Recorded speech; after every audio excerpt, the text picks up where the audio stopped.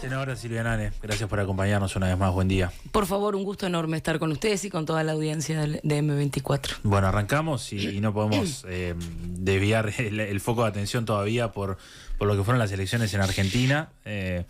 ¿Cómo impacta esto por nuestro país, para la región? Me quedé pensando también cuando se le consultaba al presidente Lacalle Pou qué candidato prefería, y decía de una forma un poco simplista, el mejor para los uruguayos. Y en eso, el mejor para los uruguayos, estaba Javier Milei, un candidato que en eso de lo mejor para los uruguayos, entre otras ideas, tiene la idea de romper el bloque regional del Mercosur, que no sería lo mejor para los uruguayos para abrirse al mundo, por ejemplo, que el bloque se rompa. Sí, yo no soy analista político para nada, ¿no? Pero lo que creo que va el análisis, digamos, político de la política exterior de Uruguay por un lado, que creo que va muy por el lado que vos decís.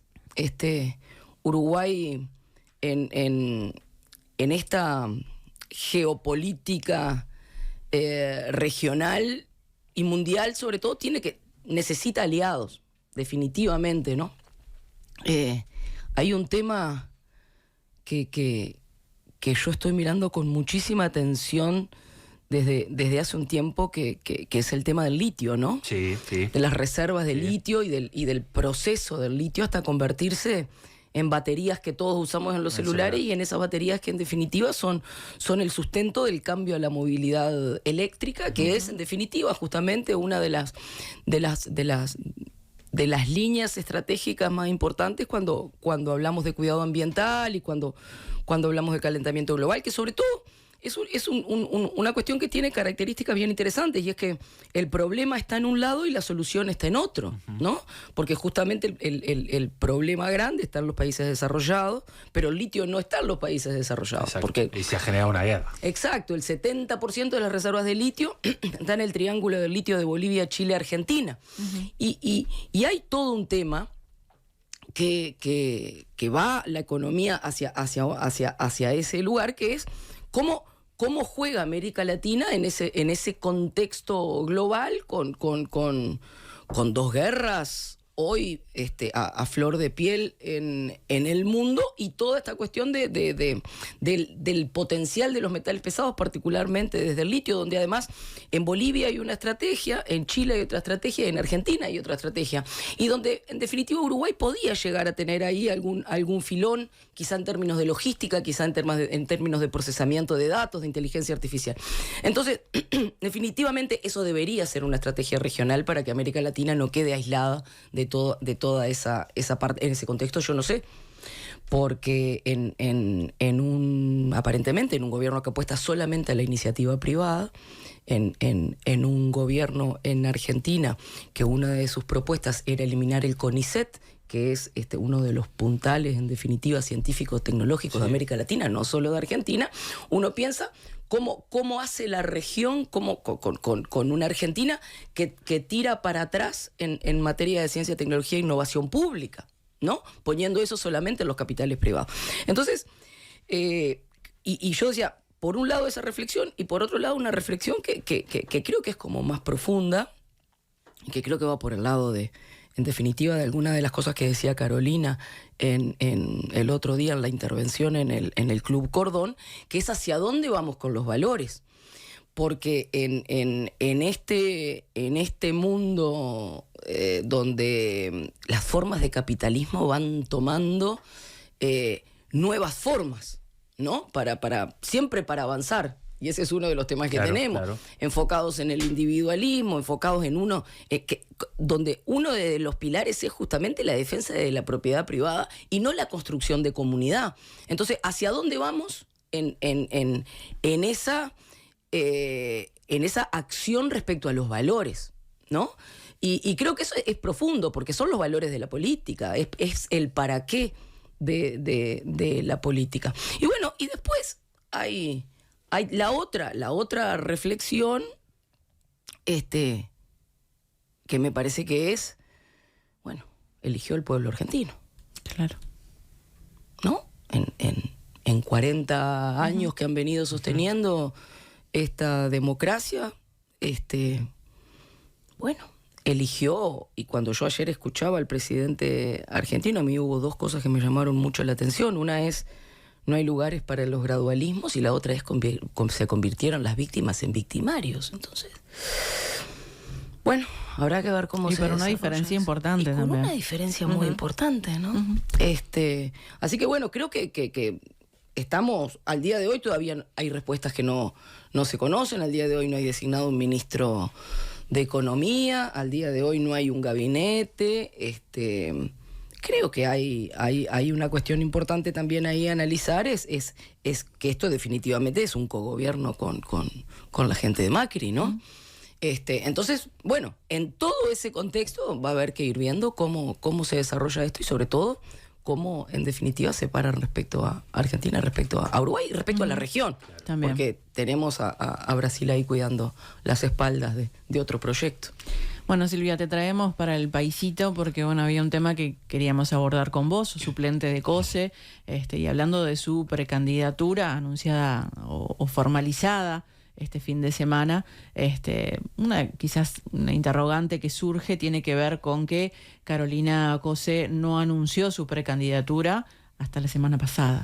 Es algo que se hizo esperar. Ya hacía 4 meses que tenía el apoyo de sectores importantes dentro del Frente Amplio, el Partido Comunista, el Partido Socialista. Sin embargo, Cose aún no se había expresado al respecto.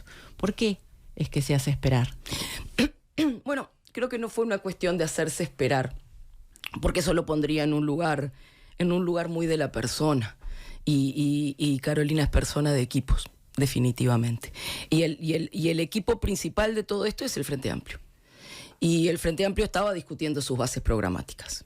Y nosotros pensábamos que en definitiva, más allá de los apoyos sectoriales que son importantísimos, compañeros, con un cariño realmente entrañable y sobre todo con unos conceptos muy compartidos en para dónde ir y por dónde ir, que evidentemente los agradecemos muchísimo y forman parte de algo que nos trasciende, ¿no?, en ese equipo de trabajo.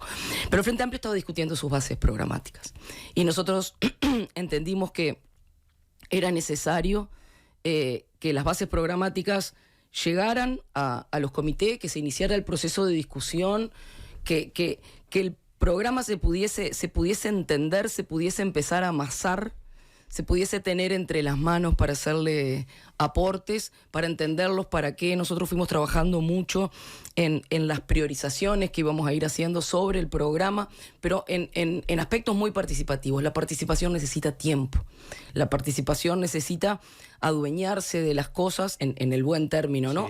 Sí. Sentirse parte de un algo, y fue ese el tiempo que fuimos dando y que Carolina nos pidió que fuésemos trabajando con ella en generar ese para qué, y que ese para qué tuviese una razón de ser importante, que después sí se le pudiera poner cuerpo, porque en definitiva lo que uno hace después al proyecto es ponerle cuerpo.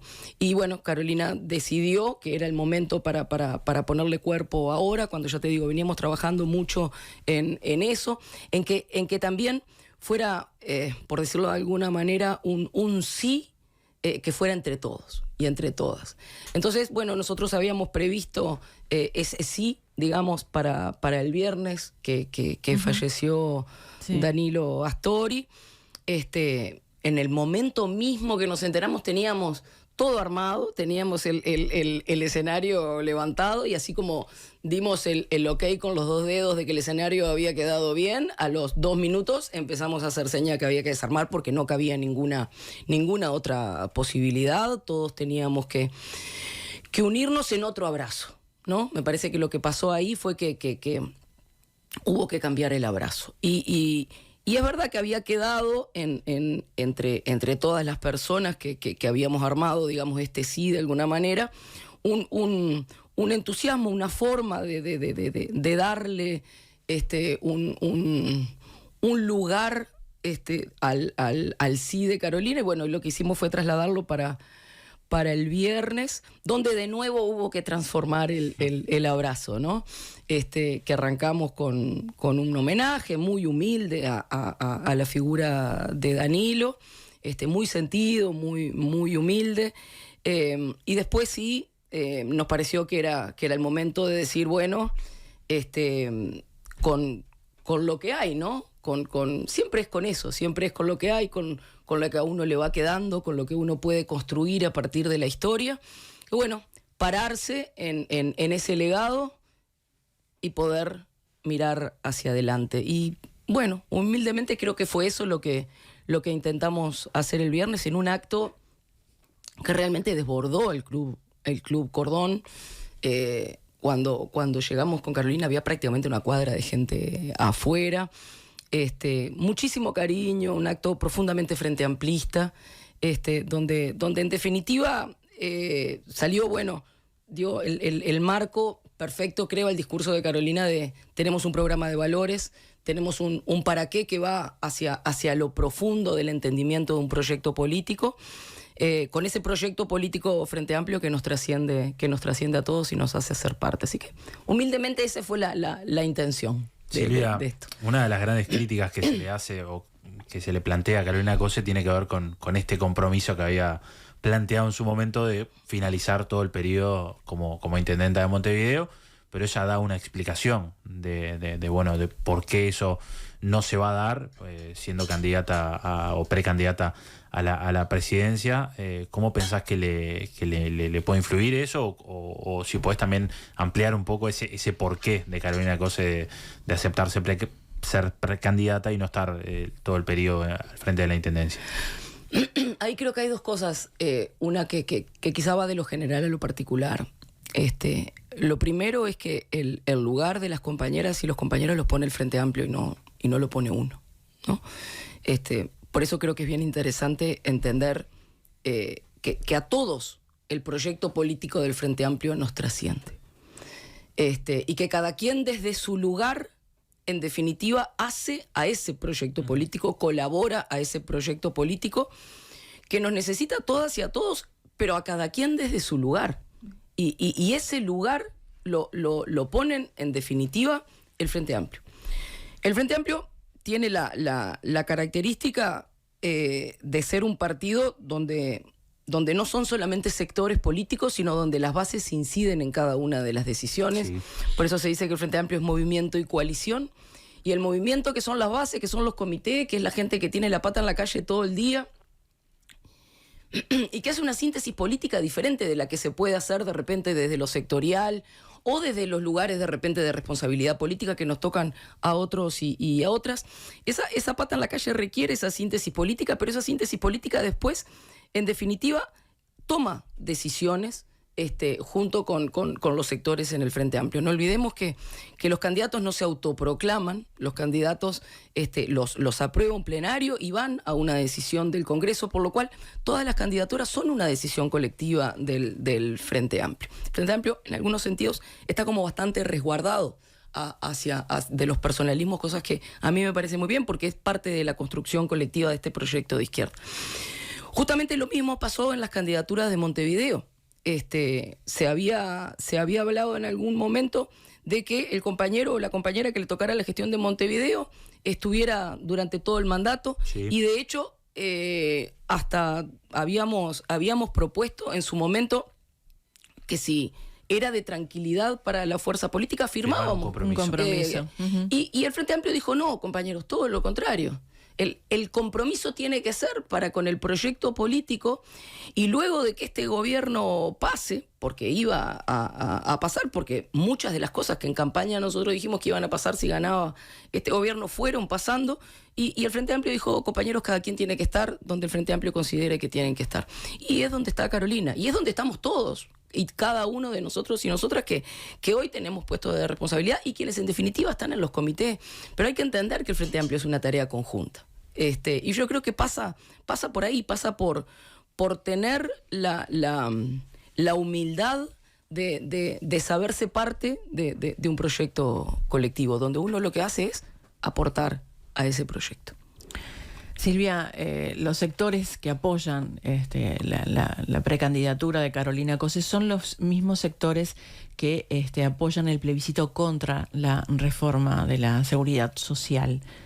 Carolina todavía no se ha expresado al respecto. ¿Cuál es la posición de Cose sobre esto? Por Carolina habrá Carolina. Bien. Y esto de que los sectores que apoyan a Cose estén justamente promoviendo, ¿no?, el plebiscito contra la reforma, ¿no puede de alguna manera también condicionar la precandidatura de Carolina? Lo que te digo, ahí lo que estamos haciendo es justamente trabajando en forma colectiva. Estamos nosotros enfocados en ver cómo todo eso lo vamos a poner dentro del para qué del Frente Amplio. En ese trabajo estamos. Muchas compañeras, muchos compañeros, y en algún momento, cuando definamos en términos políticos, Carolina va a hablar, eso que a nadie le quepa ninguna duda. Lo que pasa es que creo que políticamente hay que poder empezar a salir de las decisiones personales. Carolina piensa lo mismo. El desvío hacia qué dice Carolina hoy no es lo importante. Porque evidentemente hoy estamos con problemas país mucho más graves que lo que dice Carolina. Hoy estamos en un momento donde es la segunda vez que el presidente de la República va a tener que ir a declarar ante la justicia por actos ilegales en su entorno más íntimo. En su principal asesor y en quien lo cuidaba a él y a su familia, que por supuesto ya está procesado. En un contexto donde fíjate que tenemos un ex ministro del Interior que iba a ser interpelado, que tuvo que descabezar en febrero de este año a toda la cúpula policial por todo lo que había pasado con el caso de Astesiano, que está involucrado, y eso lo dice el Tribunal de Apelaciones, en haber incidido en que víctimas del caso Penades no fueran a denunciar a la justicia por temor. Y que cuando vuelve al Senado, abrazado a los fueros, lo que dice es que tiene cuentas para cobrar. Después que ya fue interpelado por el escándalo del puerto, de entregar el puerto de Montevideo por más de 60 años. Y después de haber mentido descaradamente diciendo que habían encontrado a alguien que era el culpable de lo que había pasado con el pasaporte de Marcet, y que nos dijo lo encontramos hace unas horas, y que desconoció lo del pasaporte express. Entonces, estamos en temas, ¿y por qué traigo esto a colación? Porque estamos en temas que son realmente de una profundidad conceptual, que no se puede quedar solamente en el nombre, ¿no? Carolina el otro día explicaba eso también, y a mí me parece que es muy acertado verlo de esa manera. El caso Penades no es Gustavo Penades. El caso Penades es la explotación sexual y comercial de niños, niñas y adolescentes. Un flagelo fatal en nuestra sociedad. Que recordemos que lo había advertido la relatora de Naciones Unidas y la vicepresidenta de la República y el entonces presidente de INAU, ahora viceministro del Interior, que bien podría hacer algo. Vamos a pasarle una data. Abdala, ahora que es viceministro del Interior, a ver si lo que no pudo hacer desde el INAU por la trata y la explotación sexual lo puede coordinar ahora, porque tiene varios proyectos en su haber, entre ellos la alerta Amber, que es una alerta que cada vez que desaparece un niño, niña o adolescente, toda la interinstitucionalidad del Estado se ponga a buscarlo, cada quien desde su lugar de responsabilidad. No lo hizo desde el INAU, a ver si lo hace ahora desde el Ministerio del Interior. El caso Astesiano no es el caso de Astesiano particularmente, el caso Astesiano es hasta dónde la corrupción está metida en los niveles de gobierno. El caso Marcet no es el caso Marcet. El caso Marcet es hasta dónde el narcotráfico ha permeado las estructuras de gobierno. Entonces, en todo eso es donde me parece que tenemos que hacer foco. Cuando Carolina y quienes la acompañan y la fuerza política determine que es el momento para hablar sobre el tema de la seguridad y que Carolina exprese su opinión personal, lo hará. ¿Y cuál es tu opinión personal, Silvia? Mi opinión personal es que creo que el plebiscito hay que acompañarlo. Creo que las iniciativas populares hay que acompañarlas, porque es una iniciativa popular que viene de quienes son directamente afectados. Y me parece que eso hay que considerarlo como un valor. Es la forma en la que hoy la clase trabajadora organizada tiene para decir esta ley que salió del Parlamento, no entendemos que no es la correcta y tenemos una propuesta alternativa. Luego creo que hay que ver en otras circunstancias que ahí exceden las decisiones personales. Creo que después ahí hay decisiones que empiezan a formar parte de un proyecto colectivo, que es donde me parece que ahí es donde ya las decisiones y las opiniones no son personales. Porque la opinión personal es en tanto uno la comparte. Creo que lo que tenemos que entender es que somos en tanto somos con los demás. Esa es la característica de una fuerza política que se sabe colectiva, ¿no? Porque lo colectivo no es solamente donde levantamos la mano. Y lo colectivo no es solamente las formas. Lo colectivo tiene que ser esencialmente el contenido. Y eso se hace haciendo. Y eso se hace trascendiendo lo personal. Entonces, a mí me parece que no es momento de decisiones personales. Es definitivamente el momento de saberse parte de ese algo y trabajar con esa humildad. Y esa es la humildad con la que está considerando esto Carolina, sabiéndose parte de un algo que la trasciende. La humildad implica cuidado. Hay que cuidar esto que se está armando, hay que cuidar las responsabilidades. El Frente Amplio va a ser gobierno en el 2024 y las responsabilidades hay que acunarlas, hay que entenderlas, hay que compartirlas, no son de una persona sola. Y creo que el principal factor del cuidado que estamos poniendo es por esa razón. Silvia, y en esto que planteás, que decís en la visión personal y obviamente está lo colectivo, pero esto de acompañar esta iniciativa, ¿pensás que puede llegar a condicionar la elección? El hecho de poner un plebiscito con una elección. No sé, porque perfectamente puede condicionar la elección para el otro lado, porque vos hoy tenés un montón de gente que no se va a poder jubilar. Nosotros hoy tenemos una reforma espantosa. Una reforma que recorta derechos.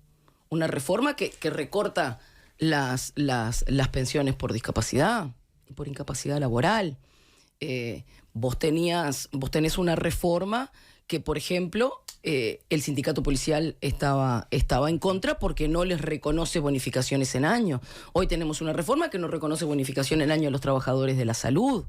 Entonces, esta reforma no es la reforma que se necesita. Y recordemos también, porque claro, nos vamos, tanta cosa que ha pasado, ¿no?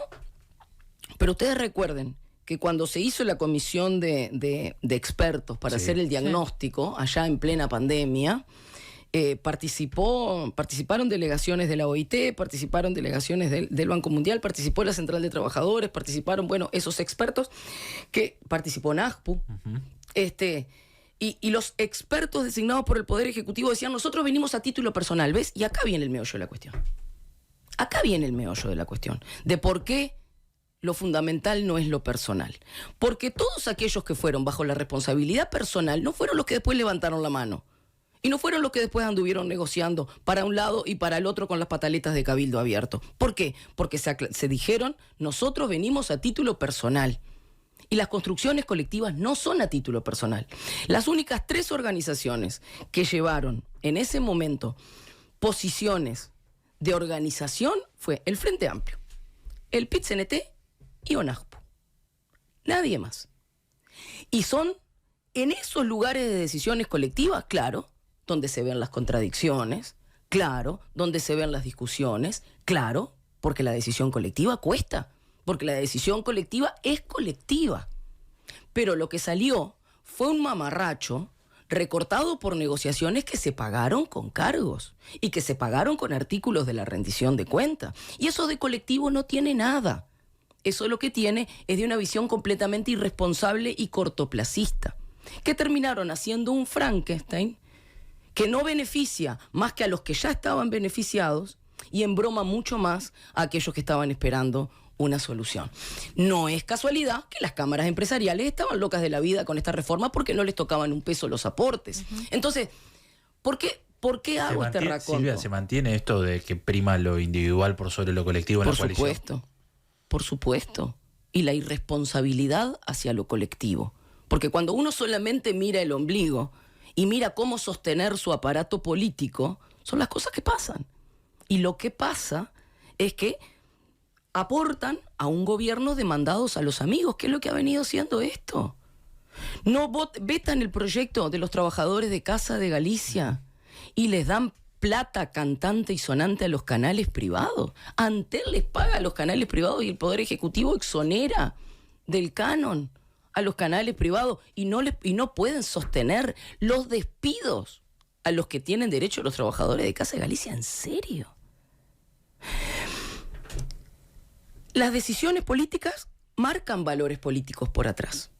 Marcan valores políticos por atrás. Entonces, a mí me parece que nosotros no nos podemos quedar en las discusiones de 280 caracteres de Twitter, porque ahí perdemos todo. Nosotros tenemos que poder discutir en forma profunda. El Frente Amplio está capacitado para discutir en forma profunda. Las bases están politizadas para hacer síntesis política.